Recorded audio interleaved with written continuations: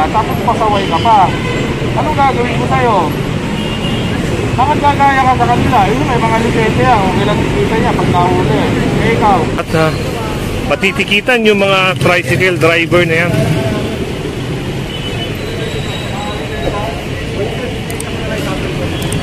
Ito, driver ka ba? Hindi, wala ka. Hindi, ito. Yung driver. Nakaharap ka dyan pa bicycle. Naka-terminal kayo dyan. Hindi, wala pa. Nagkakahuli lang siya ito tayo.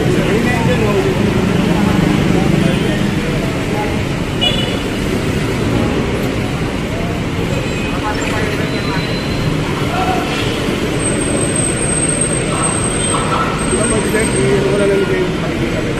Wala pa na-ulit siya. Nakalabas lang naman ang ito. Eh, yun, pag pinapangalat ka lang. Wala ka pala dyan ka.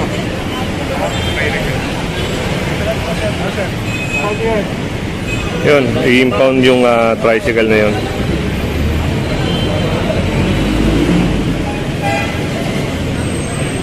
At ito mga kasama ay matitikitan ng illegal parking. Obstruction, sir.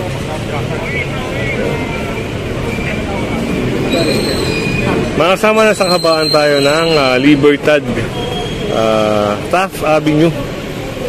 Yung way na yan papuntang Pasay. Bakit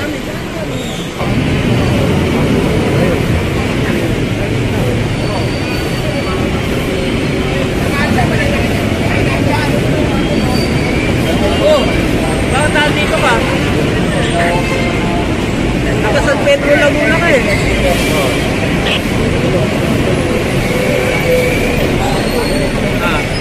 Bahay ka na dito? Siguro. Huwag ka pa naka-rehistro? Dito sa license? Sa license? Ano na nga tayo? Ano na gagawin sa'yo? Wala ka lisensya, tapos pasaway ka pa. Anong gagawin ko sa'yo? Bakit gagaya ka sa kanila? Yun, may mga lisensya, okay lang kita niya pag nahuli. Eh, ikaw? Wala ka pala lisensya. Eh, pag pinagbigyan kita, pagbibigyan ko rin yung mga sinampa natin. Diba? Alam niyo naman bicycle ito, di ba? Bakit nandito kayo? Ha? Hindi mo nagkarahan, gagawin sa fountain yan. Wala ka lisensya. Hindi pwede yung ubahan. Driver license ko lang sa kapatid ko. Kapatid ko may danay.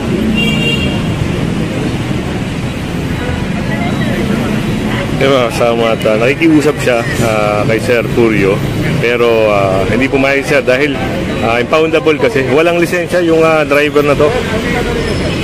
Kasi just in case maka-aksidente itong driver na to, eh parang PY na lang mga kasama dahil wala namang makukumpis ka sa kanya.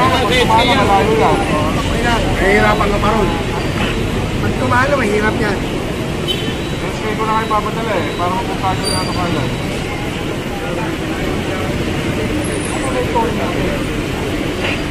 At may naharang na dalawang motor dito. Yan, dress code violation mga kasama. Gawa ng tsinelas. At ito, yun, nakatsinelas eh. So, yan, titigitan po sila. Kaya lagi natandaan mga kasama, kung halimbawa po ay may pupuntahan kayo at kahit malapit, eh, kung makakabili kayo ng mga sapatos na goma na may parang strap sa likod o kaya close, eh gano'n na lang po ang gamitin nyo. Gawa ng matitigitan kayo pag nag-operate at malapit sa inyo ang task force, eh sigurado titigitan kayo.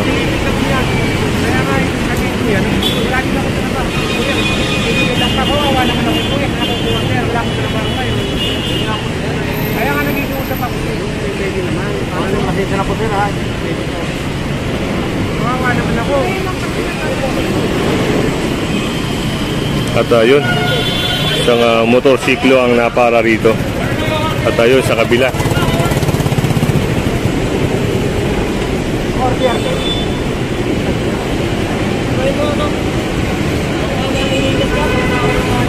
Yeah.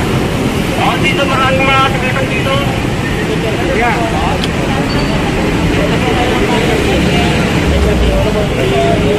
Wala na yun lang. Wala na gusto mo kanigin.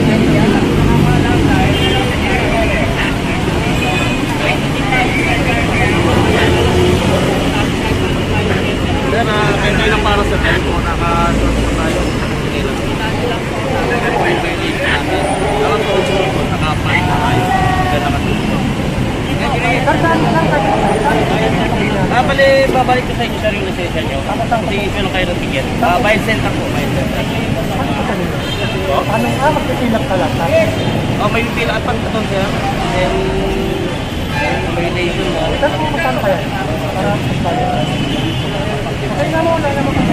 Magkano yung mas na statement? Namuran. Ay, ito naman. Kaya titikitan siya ni Sir Reyes. At naharang ni Sir Rodina. Ito pa. Okay, gili ko. Yun. Dahil nakachinelas.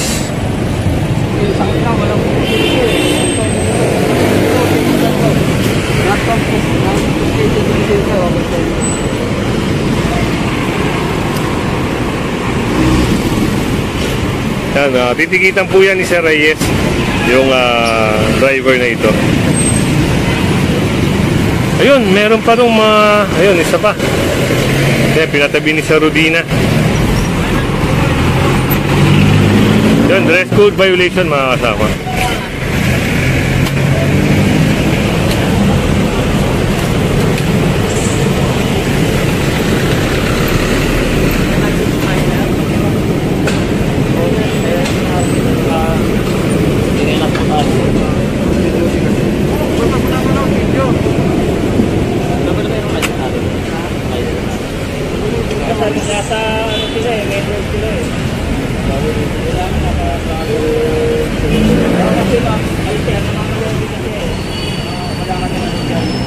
Ngayon, titikitan siya ni Sir Panopio.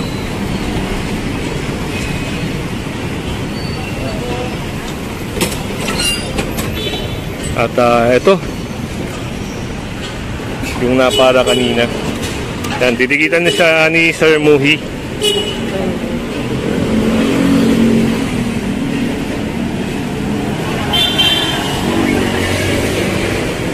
At ito pang isa. Yan, matitikitan siya ni Sir Dula ng dress code violation. Yan, lahat ng mga dumaraan dito mga kasama na may violation, mahaharang po yan.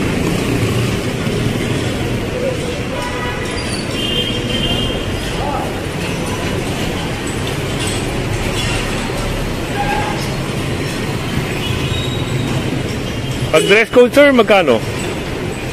Slippers, 500. 500. Yun mga kasama, 500. Medyo malaki-laki. Kaya bili na kayo ng yung gomang sapatos na close shoes. Yan, parang chinelas din naman yun pero close lang siya na goma. Kaya kung halimbawa aalis kayo within vicinity lang, iwas na kayo sa huli.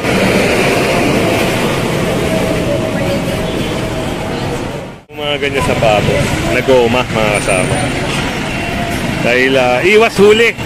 Itong NMAX na blue ay napara rin.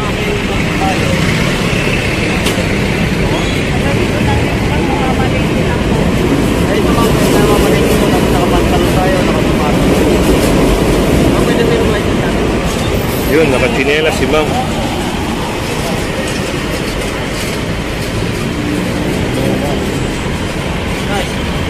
Tidigitan siya ni Sir Panopio mga kasama. Paliwanag niya ma'am, ano?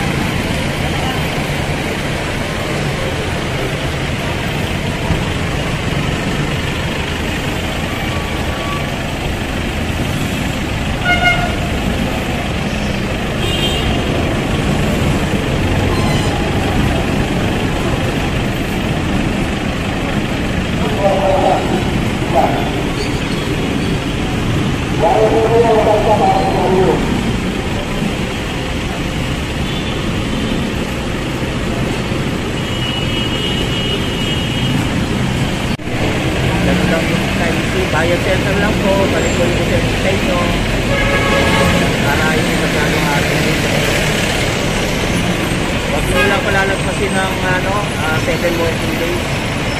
Kasi hindi na sila tatanggapin. Hanggang 7 working days lang po yung buyer center natin.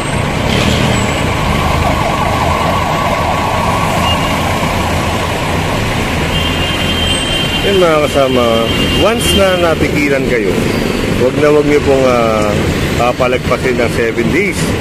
Gawa ng... Sir, ano yun? Sir Panopio, magpe-penalty sila? What? Anong penalty? Halimbawa na sumobra na sa 7 days at hindi pa napapayaran. Wala tayong interest. Walang penalty. Hindi nagtatanggapin ng buyer center.